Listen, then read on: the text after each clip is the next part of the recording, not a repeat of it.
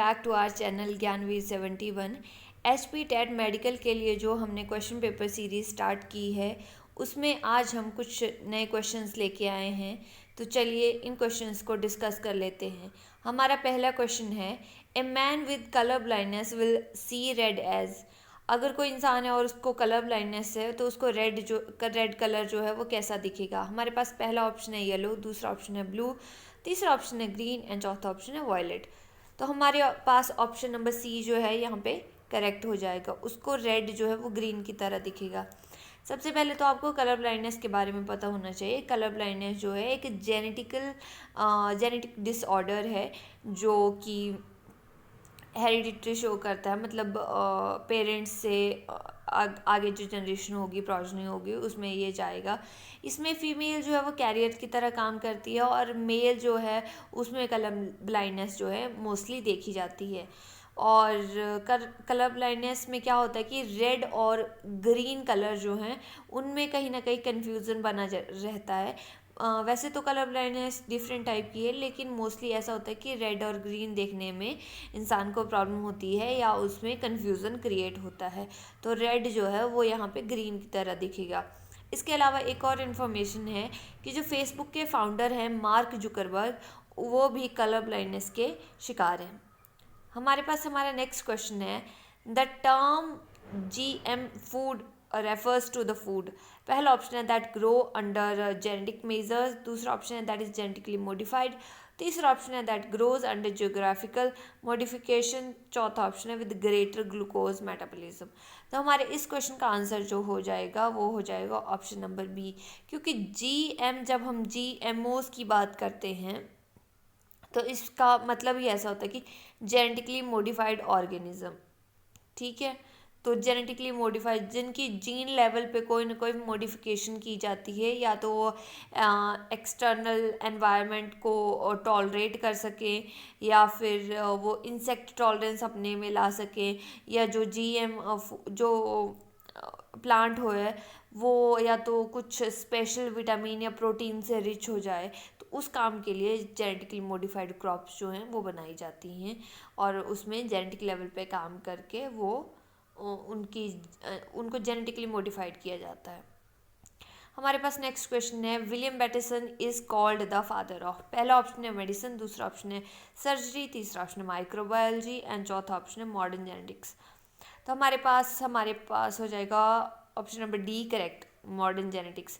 अब आपको यहाँ पे ये भी कंफ्यूजन हो सकता है कि जेनेटिक्स के फादर तो हम ग्रेगर जॉन मेंडल को बोलते हैं, लेकिन यहाँ पे मॉडर्न जेनेटिक्स बोला है। वो जेनेटिक्स के pioneer as well as father हैं, लेकिन विलियम बैटिसन जो है मॉडर्न जेनेटिक्स के फादर हैं। हमारे पास हमारा नेक्स्ट क्वेश्चन हो जाएगा, the term gene was coined by. पहला ऑप्शन है TH मॉर्गन, दूसरा ऑप्शन है WL जोहानसन एंड तीसरा ऑप्शन है Gregor John Mendel and next option is de Vries. तो हमारे पास यहाँ पे हमारा ऑप्शन नंबर बी जो है वो करेक्ट हो जाएगा, WL जोहानसन। अब इसके अलावा जो तीन साइंटिस्ट दिए हैं उनके बारे में भी आपको पता होना चाहिए। तो TH मॉर्गन ने क्या किया था, TH मॉर्गन ने जेनेटिकल लेवल पे ड्रोसोफिला में एक्सपेरिमेंट किया था और उससे उसके जीन लेवल पे स्टडी की थी। जोहानसन ने जो थे वो जीन टर्म कॉइन की थी। ग्रेगर जॉन मेंडल जो हैं उन्होंने टर्म जीन ना कॉइन करके टर्म फैक्टर दी थी। डी वेरिस जो हैं, डी वेरिस ने म्यूटेशन के बारे में बात की है। तो हमारे पास यहाँ पे हमारा ऑप्शन बी जो है वो करेक्ट हो जाता है, जोहानसन। इसके अलावा हमारा नेक्स्ट क्वेश्चन है, potato tuber has been cut into two halves. A few drop of iodine solution are placed on the cut surface of one of the halves. What color change will we notice? पहला option है from brown to blue black, दूसरा option है from brown to orange red, तीसरा option है from blue to pink and चौथा option है from pink to blue green। तो हमारे पास हमारा ऑप्शन नंबर 1 जो है, ऑप्शन नंबर ए जो है वो करेक्ट हो जाएगा, from brown to blue black. यहाँ पे आप लोगों को इस चीज़ के बारे में थोड़ा सा पढ़ना चाहिए कि स्टार्च जो है यहाँ पे आयोडीन का काम, सॉरी, स्टार्च जो है यहाँ पे पोटैटो है, और आयोडीन, अगर आयोडीन को स्टार्च के साथ मिक्स किया जाता है तो कौन सा कलर आता है, तो वहाँ पे आपको ये सब चीज़ें पता लग सकती हैं। तो हमारे पास यहाँ पे ऑप्शन नंबर ए जो है वो करेक्ट है।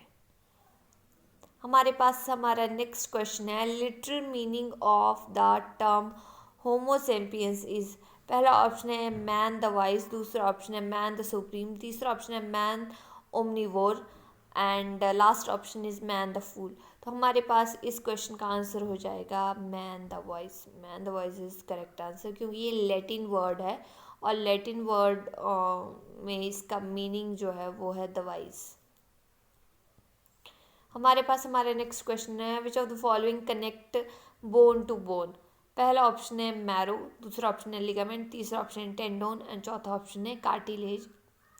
तो हमारे पास इस क्वेश्चन का आंसर जो हो जाएगा वो हो जाएगा ligament. Ligament is the correct option. यहाँ पे एक और क्वेश्चन आता है, बोन टू मसल जो है वो कौन सा कौन सा कनेक्ट करता है। तो इस क्वेश्चन का आंसर जो है आप कमेंट सेक्शन में मुझे बताएंगे, क्योंकि ये बहुत ही इजी क्वेश्चन है। हमारे पास हमारा नेक्स्ट क्वेश्चन है, thalassemia is a hereditary disease, it affect. पहला ऑप्शन है ब्लड, दूसरा ऑप्शन है स्प्लीन, तीसरा ऑप्शन है लंग्स, एंड चौथा ऑप्शन है हार्ट। तो हमारे इस क्वेश्चन का आंसर हो जाएगा blood. Blood is the correct answer, क्योंकि इसमें क्या होता है कि ब्लड में जो आरबीसीज हैं और हीमोग्लोबिन काउंट है वो कम हो जाता है, या तो वो ब्लड में कोई स्पेसिफिक डिसऑर्डर होता वो डिस्ट्रॉय हो जाता है, या तो अगर जैसे हम बोलते हैं कि थैलेसीमिया हेरिडिटरी है, तो हेरिडिटरी लेवल से ही क्या होता है कि ब्लड में आरबीसी और हीमोग्लोबिन ना बनने का सिस्टम कुछ है इसमें। और अगर आपने पहले एड्स देखी होंगी तो एक ऐड बहुत पहले थैलेसीमिया से रिलेटेड आती थी, जिसमें एक छोटी सी लड़की जो थी वो थैलेसीमिया के बारे में बात करती थी, और वो थैलेसीमिया के बारे में अवेयरनेस फैलाती थी। इसके अलावा आज हम लोग इस क्वेश्चन को डिस्कस कर रहे हैं, आज 8th ऑफ मई है, तो आज वर्ल्ड थैलेसीमिया डे भी है। 8 मई को वर्ल्ड थैलेसीमिया डे भी मनाया जाता है, और ये ब्लड को अफेक्ट करता है।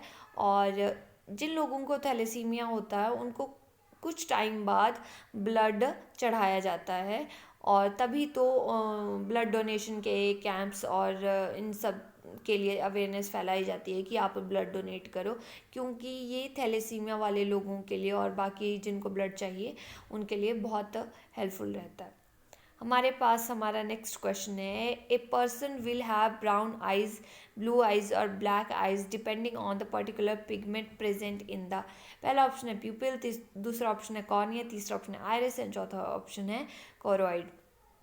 तो हमारे इस क्वेश्चन का आंसर जो है वो हो जाएगा option number C, iris is the correct answer. ये किसी भी पर्सन की आई जो है ब्राउन या ब्लू ब्लैक इसलिए होती हैं क्योंकि एक special type of pigment present होता है आइरिस में, मेलानिन।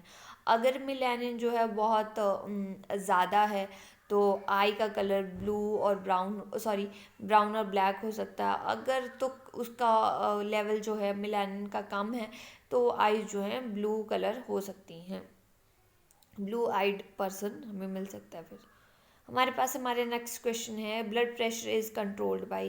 पहला ऑप्शन है एड्रिनल ग्लैंड, दूसरा ऑप्शन है थायराइड ग्लैंड, तीसरा ऑप्शन है थाइमस, एंड चौथा ऑप्शन है कॉर्पस ल्यूटियम। तो हमारे पास हमारे इस क्वेश्चन का आंसर हो जाएगा एड्रिनल ग्लैंड। अब एड्रिनल ग्लैंड जो है वो हार्मोन प्रोड्यूस करता है, तो उन हार्मोन्स को हम बोलते हैं फाइट एंड फ्लाइट हार्मोन्स। अगर हम किसी डेंजरस कंडीशन में हैं तो हमारी हार्ट बीट बढ़ जाएगी और हमारा प्यूपल डायलेट हो जाएगा, ये सब कंडीशंस होती हैं। तो ये जो है एड्रिनल ग्लैंड जो है वो ब्लड प्रेशर को कंट्रोल करता है। अब आपको ये भी पता होना चाहिए कि एड्रिनल ग्लैंड की पोजीशन क्या है। ये स्पेशली किडनी के ऊपर, किडनी जो है हमारी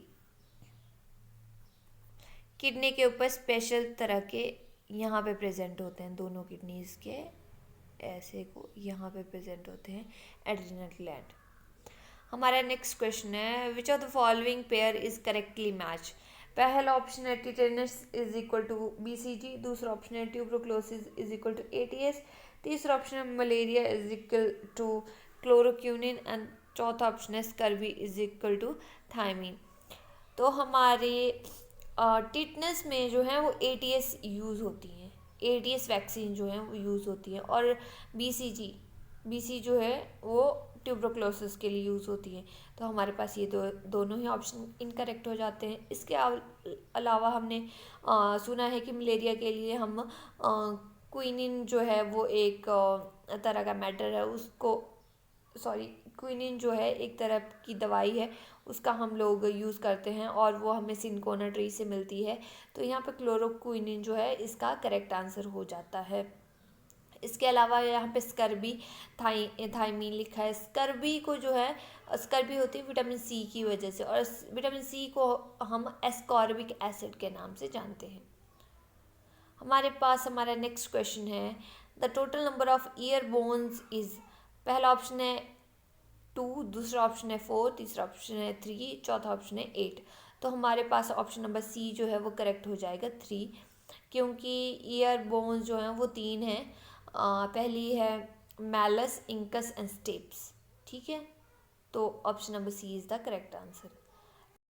इसके नेक्स्ट हमारा क्वेश्चन आता है, व्हाट इज़ ए स्पॉन्ज। पहला ऑप्शन है ए फॉसिल, दूसरा ऑप्शन ए प्लांट, तीसरा ऑप्शन है एन एनिमल एंड चौथा ऑप्शन है ए फंगस। तो हमारे पास हमारा ऑप्शन नंबर सी जो है वो यहाँ पे करेक्ट हो जाएगा। अब सम टाइम क्या होता है कि हम इंग्लिश में तो एनिमल पढ़ रहे हैं, लेकिन हिंदी में हम जानवर पढ़ रहे हैं। अब जानवर जो हम वर्ड यूज़ करते हैं तो हमारे दिमाग में इमेजिनेशन होती है कि कोई बड़ा सा जानवर है, जैसे हाथी है या कोई ऐसा है। तो यहाँ पे सम टाइम हिंदी और इंग्लिश जो हैं वो एक दूसरे के अल्टरनेटिव ना होके एक एक दूसरे को कॉन्ट्राडिक्ट करते हैं। तो अब हमें सम टाइम हमें क्वेश्चन का आंसर नहीं पता होता। जैसे स्पॉन्ज है, स्पॉन्ज आपको पता है कि एक पोरीफेरा है। तो पोरीफेरा अगर है तो पोरीफेरा कौन से किंगडम में आता है, तो पोरीफेरा एनिमेलिया किंगडम में आता है। उसके नाते हम इस ऑप्शन नंबर सी को जो है वो करेक्ट कर सकते हैं।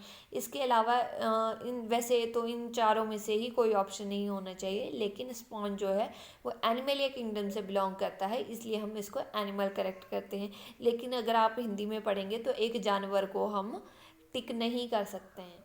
ठीक है, हमारे पास हमारा नेक्स्ट क्वेश्चन है, the saliva secreted in the mouth digest. पहला ऑप्शन है प्रोटीन, दूसरा ऑप्शन है स्टार्च, तीसरा ऑप्शन है फैट एंड चौथा ऑप्शन है विटामिन। तो हमारे पास यहाँ हमारा ऑप्शन नंबर बी जो है वो करेक्ट हो जाता है। स्टार्च जितनी भी चीज़ों से हमें मिलता है, चाहे हमें चावलों से स्टार्च मिलता है, स्टार्च का मतलब यहाँ पे कार्बोहाइड्रेट से है, चाहे हमें पोटैटो से मिलता है।